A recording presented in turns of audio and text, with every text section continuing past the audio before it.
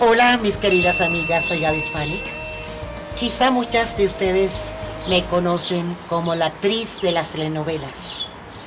A veces me han amado cuando interpreto a la buena y a veces me han odiado cuando hago la mala. No saben cómo les agradezco que me hayan permitido entrar a la intimidad de sus hogares, haber llorado y reído juntas. Ha sido para mí un privilegio. A lo largo de los años, he interpretado un sinfín de personajes irreales. Sin embargo, a veces la realidad supera la ficción. De hecho, tengo que confesarles que mi vida ha sido, bueno, telenovela o película de terror, ¿verdad? Por eso en esta ocasión quiero contarles con el corazón en la mano de un problema que le podría pasar a cualquiera. El maltrato. Aunque pocas veces lo vemos en las telenovelas, el maltrato hacia las mujeres es hoy en día uno de los grandes conflictos de la sociedad. Por ejemplo, ¿sabían ustedes que la violencia en México afecta a más de 28 millones de hogares? Seguro se preguntarán, ¿por qué Gaby Hispanic nos viene a hablar de un tema tan complicado?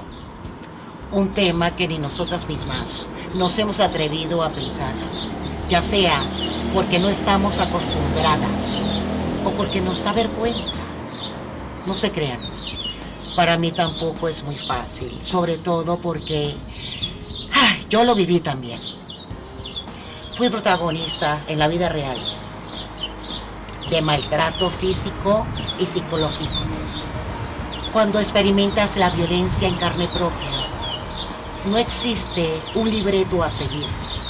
Nadie te dice cómo debes de reaccionar, cómo debes defenderte de ese enemigo que duerme en la misma cama que tú. En mi caso, yo le confié no solamente mi corazón, sino también mi vida. Cuando fui víctima de la violencia, no me atreví a decirle ni una sola palabra a nadie. Recuerdo que acababa de llegar a Estados Unidos, un país desconocido en aquel entonces para mí. Estaba lejos de mi familia, de mis amigos, y me refugié lamentablemente en el silencio.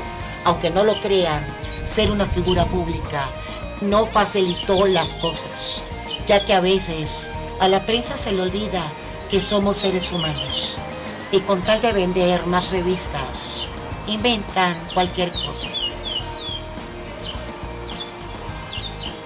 La verdad, tenía miedo que creyeran que el maltrato que yo estaba padeciendo era mi culpa. Y es que en muchas sociedades, todavía hoy en día, se cuenta a la violencia a la misma víctima que la padece. En Medio Oriente, por ejemplo, han llegado a matar a niñas por no llevar el apellido de su padre. En algunas regiones de África le quitan el clítoris a las jóvenes para que no puedan sentir placer y para que no vayan a engañar a sus esposos. ¿Pueden imaginar tal acto de salvajismo? Desafortunadamente, hay países en los que una vaca tiene más valor que una mujer. Lugares en que los padres venden a sus hijas para que se dediquen a la prostitución infantil. Como pueden escuchar, el maltrato se da en muchas partes del mundo. No distingue edad, ni raza, ni credo. Todos, todas podemos ser víctimas, sin importar nuestra escolaridad o la clase social que tengamos, sin importar a qué nos dediquemos.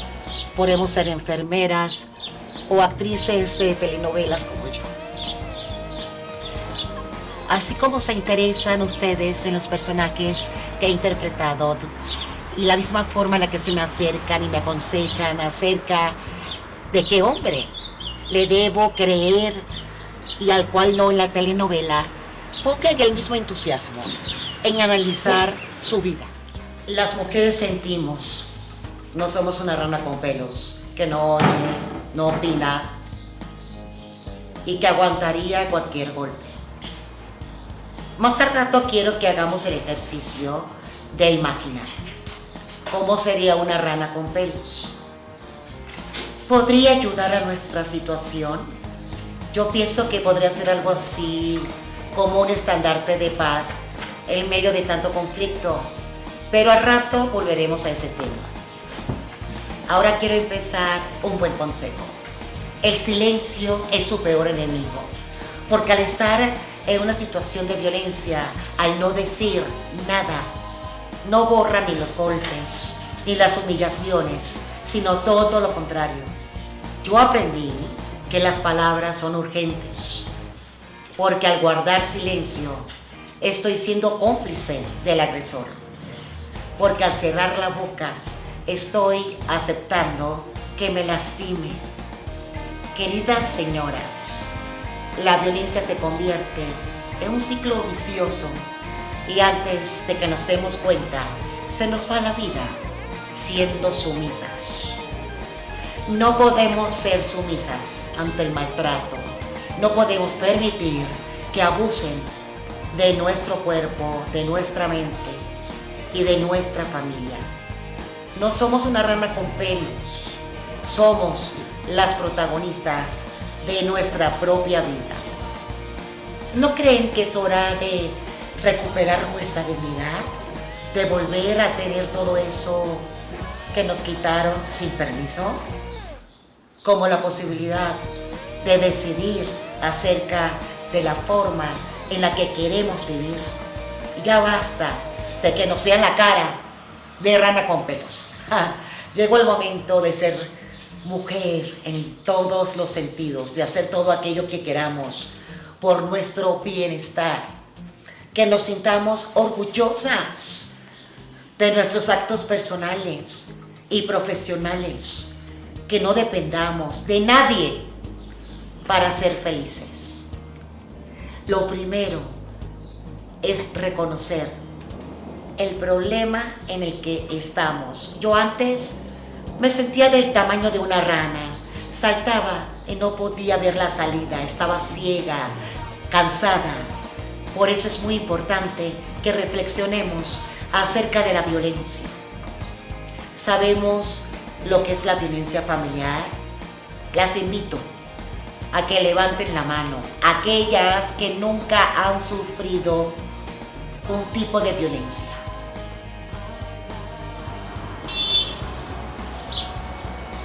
¿Ven? Ahí está el meollo del asunto. ¿Qué es la violencia para cada una de ustedes? ¿Y qué piensan de ella? Mis señoras, la violencia es una agresión que se le puede hacer tanto físicamente como psicológicamente a una persona. Puede causar daños y muchas veces irreversibles que no le permitan a la víctima ni siquiera saber qué ocurrió e incluso la pueden llevar a la muerte. Nosotras, oigan muy bien, nosotras somos culpables en tanto permitamos que la violencia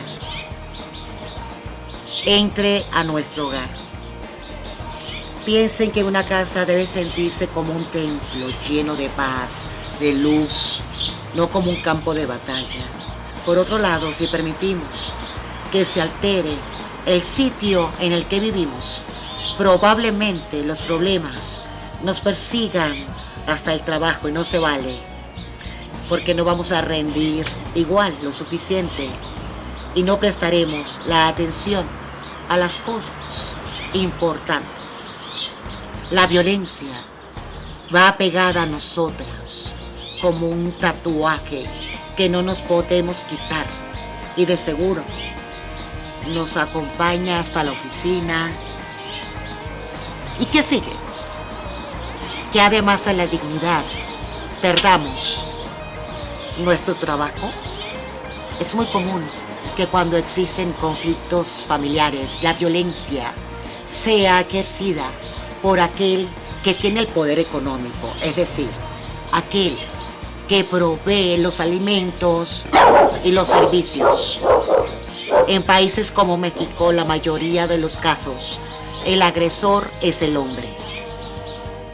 Amigas, es importante que sepan que aquel que maltrata siempre empleará una actitud autoritaria, porque siente que lo que él le da tiene un costo. Abusa de su poder para esperar siempre que se haga lo que él quiere.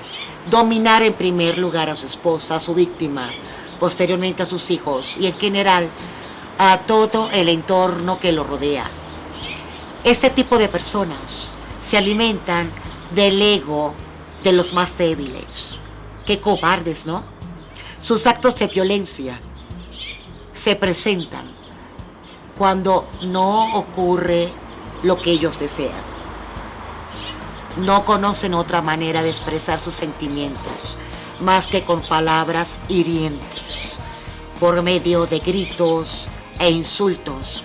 Insultos como: no sirves para nada, pareces una cualquiera, con esa ropa eres una teibolera, deberías agradecer que me casé contigo, etcétera, etcétera. Golpes, sino insultos, se les denomina violencia psicológica o violencia emocional de baja densidad. Al que no hay lesiones físicas de ningún tipo, con las palabras también se puede lastimar y mucho. Les juro, mis señoras bonitas, que un insulto puede afectar igual que una patada, porque lo que está en juego es nuestra autoestima, o sea, el amor por nosotras mismas. Las groserías a nuestra persona interfieren con la libertad de elección y de pensamiento, haciendo que se descuiden nuestros intereses personales y profesionales. Cuando la violencia psicológica es constante, llega a perjudicar tanto a una familia que incluso puede generar casos de depresión muy severa o de suicidio. Las agresiones y los insultos no solo afectan a la mujer, sino también a los hijos, que en vez de recibir orientación, amor, solo obtienen rechazo. ¿Cuándo fue la última vez que ustedes se le dijeron a sus hijos lo orgullosas que están de ellos? Por otro lado, en la violencia intrafamiliar puede incluso existir la violencia hacia las personas de la tercera edad, que en muchas ocasiones aceptan voluntariamente y en silencio toda la carga de trabajo excesiva en el hogar, donde no solo cuidan a los nietos, sino que limpian la cocina, hacen mandados y se ocupan de todos menos de ellos. Amigas, tienen que saber que esta es también una forma de violencia. Recuerdan en que la manera en que nos relacionamos influye fuertemente en la forma en la que se van a vincular nuestros hijos con el mundo.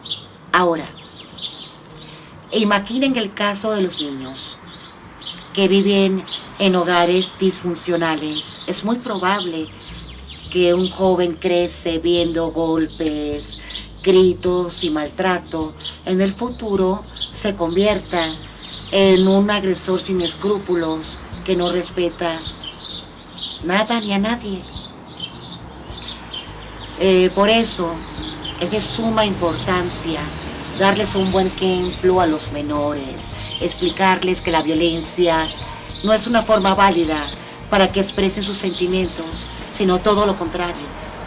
Tenemos que tomar cartas en el asunto a la voz de ya y pensar que el buen ejemplo empieza en casa. Si nuestros hijos piensan que la violencia es algo normal, cotidiano, entonces lo van a llevar a otros ámbitos como la escuela, donde actualmente se genera el famoso bullying, que es la violencia que ejercen algunos niños contra otros en los salones de clase. Aunque no me lo crean, este tipo de maltrato se parece al que sufrimos nosotros, porque los niños violentados también se refugian en el silencio, porque por tener miedo deciden aguantar agresiones y porque son víctimas. Yo la verdad no concibo. La verdad que nadie le toque a mi hijo ni siquiera un cabello. Como saben, soy madre soltera y como muchas mujeres en el mundo hago todo lo que puedo, lo que está en mi alcance para cuidarlo lo mejor posible. Hace un tiempo me estremecí cuando escuché las noticias que una madre le sacó un ojo a su propio hijo. Dios mío, ¿a dónde hemos llegado? Cuando crezca, ¿cómo va a ser ese niño? Una de las propuestas que les hago es que cuando ustedes o sus hijos estén en una situación de maltrato de cualquier tipo, busquen ayuda profesional, ya sea con un psicólogo para que los escuche, los oriente, o con un abogado para que las instruya acerca de los derechos y obligaciones que tienen como mujeres. Entonces, una forma de prevenir la violencia es tener una buena comunicación con nuestros hijos, darles las herramientas para que identifiquen desde su niñez hasta la adolescencia qué rasgo tienen sus agresores. Es importante explicarles que a los violentos se les dificulta consumir relaciones afectivas, que son personas muy hostiles y que nunca conocieron el valor del verdadero amor. El amor que viene del miedo o de los golpes no es amor, porque cuando el amor es verdadero no debería doler. Y la verdad, cuando yo pensé que me había enamorado, no saben cómo me dolió. Recuerdo cuando me propuso matrimonio en un restaurante de Valencia. Estábamos rodeados de rosas rojas. Había puesto el anillo en el vaso de hielo donde reposaba la champaña. Yo me sentía como una niña buscando un dulce y sin darme cuenta, al meter mi mano a los hielos para rastrear la sortija, me espiné con una de las rosas. ¿Qué me iba a decir? Que ese era el inicio de una relación llena de espinas. Yo pensaba que él era el indicado, que estaba viviendo mi sueño. No imaginaba que había entrado a mi peor pesadilla. Y a lo largo de los meses fui viviendo los peores momentos de mi vida. En un principio no quería aceptarlo, pero cuando me vi a mí misma tirada en la que era nuestra cama, rodeada de cables y de paramédicos que me preguntaban, ¿tuvo usted una discusión fuerte? La realidad no me permitió seguir, estaba evadiendo mi situación. Recuerdo perfectamente que él no me dejaba hablar. Ese día le dijo a todos que me había desmayado porque hacía dietas supuestamente muy fuertes. Cuando la verdad lo que pasó fue que yo estaba evitando que él se hiciera más daño, porque aquel día, mientras él se bañaba, había empezado a golpearse. Decía que no quería vivir. Y yo al escuchar esto, irrumpí en la regadera para decirle que la vida es hermosa. Entonces, él me tomó del cuello, me miró con odio y segundos después perdí el conocimiento durante 15 minutos. Amigas, aunque no lo crean, yo era el ama de casa perfecta. En ese momento no trabajaba y dedicaba muchísimo tiempo a arreglar nuestro hogar. Si a él se le ocurría hacer una dieta, yo le cocinaba 5 veces al día. Cada mañana le tenía lista todas sus comidas y cada tarde pasaba horas seleccionando el menú del día siguiente. Me convertí literal en su esclava. Aunque nos habíamos jurado amor eterno, aunque yo quería ser la madre de sus hijos, y hasta un día le dije, quiero tener un equipo de fútbol contigo. Su comportamiento era cada vez más extraño. Por ejemplo, me hacía acompañarlo todas las noches al gimnasio y no le importaba que yo pasara todo el día ocupada atendiéndolo. Tenía que ir con él a hacer ejercicio aparte. Se inyectaba en la panza, en los glúteos, sustancias para subir de masa muscular. Y lo hacía delante de mí. Y yo le advertí el daño que eso le podía causar, los esteroides. Y aún así lo hacía para presumir su cuerpo. Y bueno, por eso nuestra relación quedó en un último plano. Y sin darme cuenta, olvidé por completo mis intereses profesionales. Es más, me obligó una noche a que lo acompañara al gimnasio, me presionó para que manejara fuera de los límites de velocidad. Yo no quería que la policía nos detuviera, pero él se la pasaba gritándome todo el camino. Tenemos que llegar a las 12, tenemos que llegar a las 12. Y bueno, se desnudó en el estacionamiento diciendo, yo ya no quiero vivir más. Quiero que me arrolle un coche. Yo no podía creer lo que estaban viendo mis ojos. Sin pensarlo, corría hacia él para salvarlo, lo tomaba. Tenía los pies destrozados para salvarlo. Y otro día me llamó para decirme que iba manejando hasta la locación donde le tocaba grabar y me dije para mis adentros, no, por favor, otra vez lo mismo, no.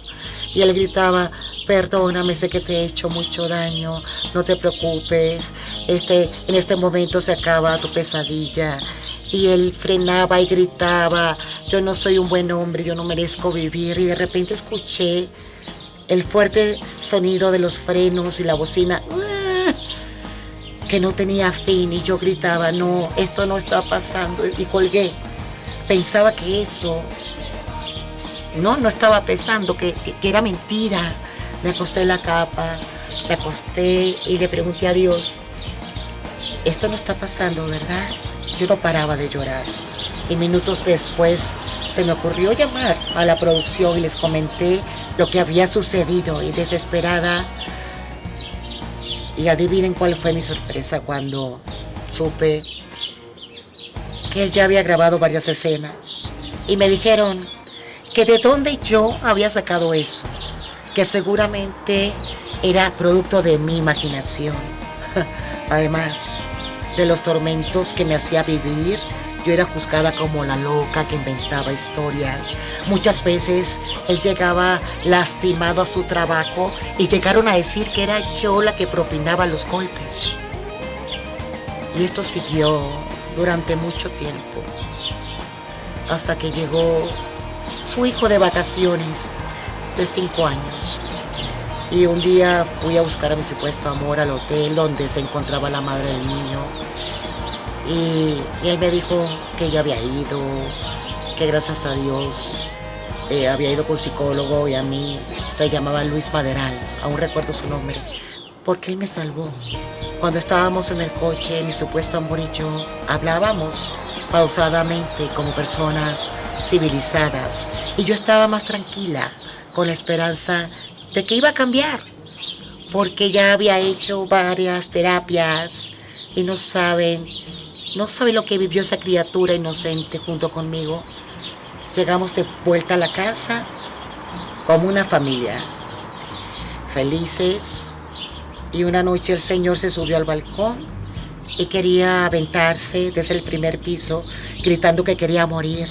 Y su hijo, presenciando todo esto, otro día estaba golpeándose contra el closet y su hijo lo veía y gritaba desesperado. Y yo me aferré con el niño, me abracé con él, lo tranquilicé y le dije que su papá era actor, que estaba ensayando escenas. Y lo abrazaba con mucho amor, mientras sus ojitos estaban llenos de miedo. Y algún día ese niño dirá la verdad. Finalmente, un día me armé de valor. Creo que fue el instinto de madre y le dije: o llevamos a tu hijo con su mamá inmediatamente o llamo a la policía. Y le cuento todo lo que estás haciendo. ¿Me escuchó? Llevamos al niño y mi corazonada me decía: tengo que hablar con su mamá y explicarle lo que está pasando, pero después lamentablemente me arrepentí por miedo, porque temía que de regreso tomara el volante y provocar un accidente por una discusión, y yo no quería morir. El psicólogo Luis Maderal me decía: Gaby, tienes que irte inmediatamente antes que sea demasiado tarde. Tomé la decisión de hacerlo, lo platiqué con él. Lo más extraño de todo fue que lo tomó de una manera muy normal. Y me dijo: está bien, tienes toda la razón, pero antes de irte, recordemos los viejos tiempos. Bajó por una botella de vino y me dijo: ponga el CD de Sin Bandera para escuchar nuestras canciones y despedirnos. Y así fue. Pero yo sentía que se tardaba mucho en subir.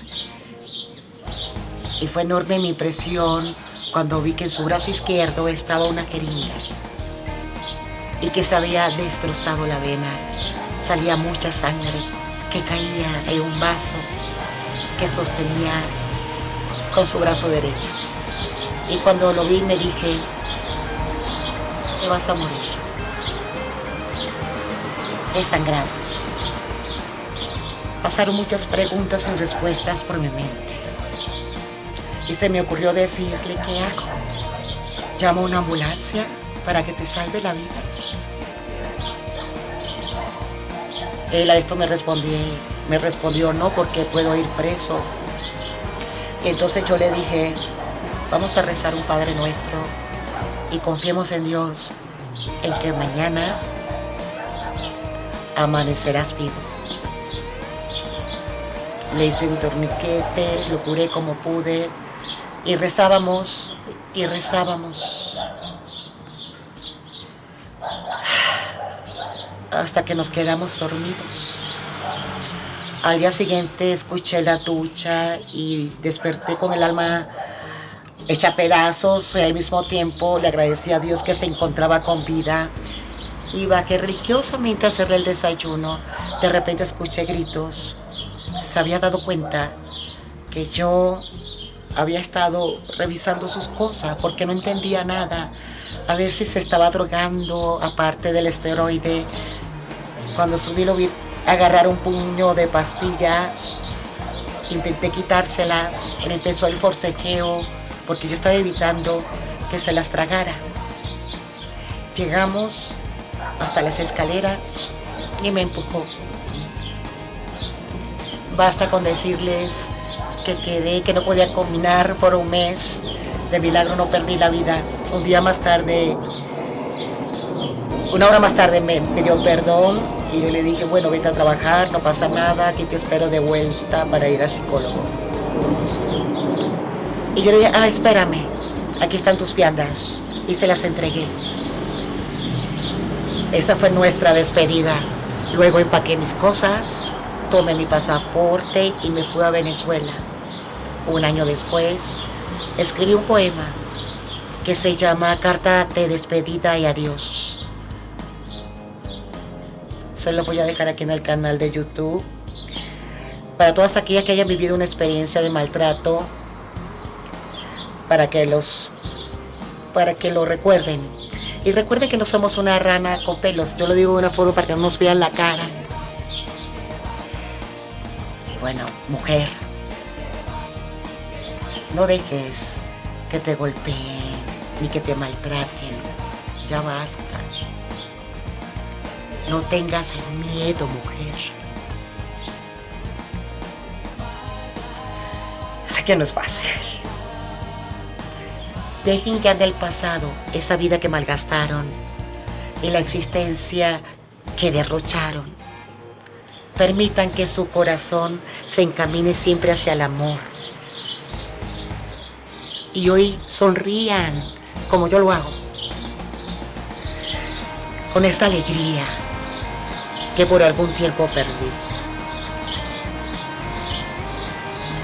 Aquí les quiero dedicar una canción de mi disco Que te vayas, porque tendría que callarme cuando es urgente la palabra, porque tendría que aguantarme que mi vida sea un desastre, porque a ti se te da la gana, que si mis ropas no parecen las de una verdadera dama, que si como, que si duermo, que si llevo el pelo suelto.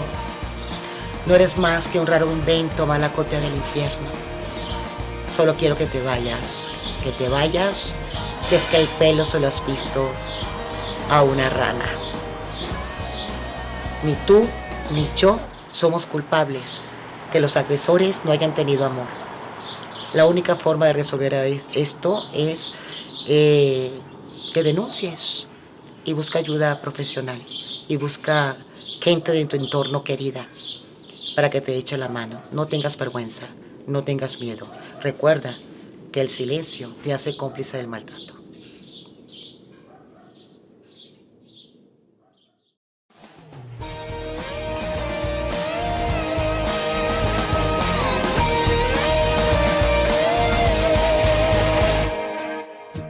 Porque tendría que callarme cuando es urgente la palabra. Porque tendría que aguantarme que mi vida sea un desastre, porque se te da la gana. Que si mis ropas no parecen las de una verdadera dama, que si como, que si duermo, que si llevo el pelo suelto, no eres más que un raro invento, mala copia del infierno. Solo quiero que te vayas, esta vez te pasaste de la raya. Que te vayas y que vuelvas, si es que el pelo se lo has visto una rana. Que te vayas, si te he visto no me acuerdo de nada. Que te vayas, donde ya no pueda ver de la cara. Que te vayas con tus años y artimañas. No te quiero ni una cuarta de mí.